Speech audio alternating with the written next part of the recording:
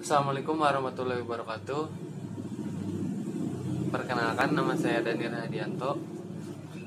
Saya mahasiswa Teknik Mesin angkatan 2019 dari Universitas Nusa Putra, Sukabumi. Di sini saya akan sedikit berbagi pengetahuan yang saya ketahui tentang sistem hidrolik. Semoga video ini dapat bermanfaat bagi teman-teman yang sedang mencari materi tentang sistem hidrolik. Ya, di sini yang pertama saya akan menjelaskan tentang definisi dari sistem hidrolik itu sendiri. Sistem hidrolik merupakan suatu sistem yang memanfaatkan tekanan fluida sebagai power atau sumber tenaga pada sebuah mekanisme. Oleh karena itu, pada sistem hidrolik ini dibutuhkan power unit untuk membuat fluida bertekanan untuk dialirkan sesuai dengan kebutuhannya. Selanjutnya ada aplikasi dari sistem hidrolik itu sendiri. Sistem hidrolik ini banyak digunakan seperti untuk memindahkan atau menggerakkan beban yang berat sebagai alat penekan dan juga sebagai alat pengangkat. Contohnya yang pertama ada dump truck atau truk pengangkat, yang kedua ada mesin molding, selanjutnya ada mesin press, ada crane, ada dongkrak, ada juga forklift seperti itu. Selanjutnya ada prinsip kerja. Prinsip kerja yang digunakan dalam sistem hidrolik ini adalah hukum Pascal, di mana apabila benda cair di ruang tertutup atau di wadah tertutup diberi tekanan, maka tekanan tersebut akan dilanjutkan ke segala arah dengan sama besar. Sistem hidrolik adalah teknologi yang memanfaatkan zat cair, biasanya oli, untuk melakukan suatu gerakan segaris atau putaran. Sistem ini bekerja berdasarkan prinsip jika suatu zat cair dikenakan tekanan, maka tekanan tersebut akan merambat ke segala arah dengan tidak bertambah atau berkurang kekuatannya. Prinsip dalam rangkaian hidrolik adalah menggunakan fluida kerja berupa zat cair yang dipindahkan dengan pompa hidrolik untuk menjalankan suatu sistem tertentu.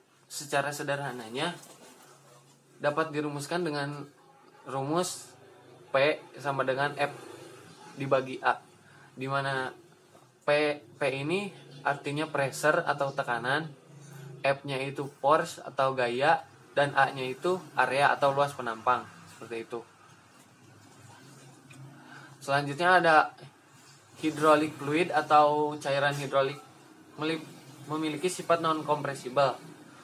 Saat suatu wadah tertutup berisi hidrolik fluid menerima pressure atau tekanan, maka seketika itu ia akan meneruskan gaya tekan ke segala arah sesuai dengan hukum Pascal yang sudah saya sebutkan tadi.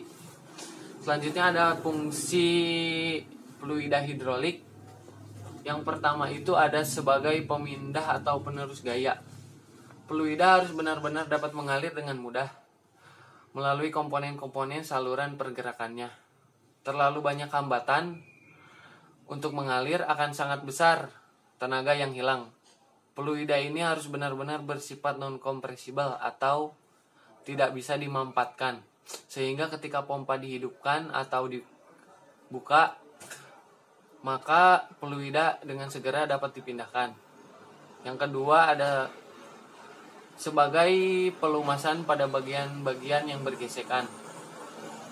Pada kerja sistem hidrolik, elemen-elemen yang bergerak atau berputar akan saling bergesekan satu sama lain, sehingga dibutuhkan lapisan film minyak untuk menjaga agar kedua bidang atau permukaan yang bersinggungan tidak bersentuhan secara langsung, sehingga tidak terjadi gesekan langsung antara kedua permukaan material tersebut. Dan yang terakhir ada sebagai pendingin. Sirkulasi oli yang melalui pipa-pipa pengantar dan seluruh permukaan reservoir akan menyerap panas yang muncul. Jadi tidak akan terjadi panas berlebih. Selanjutnya ada syarat-syarat fluida hidrolik. Fluida hidrolik akan lebih baik jika memenuhi persyaratan sebagai berikut. Yang pertama, mampu mampu mencegah korosi atau kontaminasi. Yang kedua, mampu mencegah adanya pembentukan endapan. Yang ketiga, tidak mudah terbentuk buih-buih. Yang keempat, mampu memelihara kestabilan dengan sendirinya. Yang keempat, secara relatif mampu menjaga nilai viskositas atau nilai kekentalan dari fluida tersebut. Yang keenam, memisahkan kandungan air. Selanjutnya ada sifat-sifat dari fluida hidrolik. Yang pertama ada tidak bisa dimampatkan atau uncompressible. Yang kedua mudah mengalir atau fluidity. Yang ketiga mempunyai sifat fisika dan kimia yang stabil. Yang keempat menjaga atau mencegah terjadinya karat atau korosi. Yang keenam, mudah menyesuaikan dengan tempatnya sesuai dengan sifat zat cair yang mudah menyesuaikan dengan tempatnya, seperti itu. Yang ketujuh, harus dapat memisahkan kotoran, seperti itu. Mungkin yang selanjutnya yang saya akan bahas itu adalah viskositas fluida. Viskositas secara umum dianggap penting dalam sifat fisik dari oli hidrolik karena viskositas akan mempengaruhi kemampuan untuk mengalir dan melumasi bagian-bagian yang bergesekan. Viskositas akan menentukan tekanan dalam fluida hidrolik untuk mengalir, seperti itu. Mungkin itu saja dari saya, kurang lebihnya mohon maaf. Semoga bermanfaat. Wassalamualaikum warahmatullahi wabarakatuh.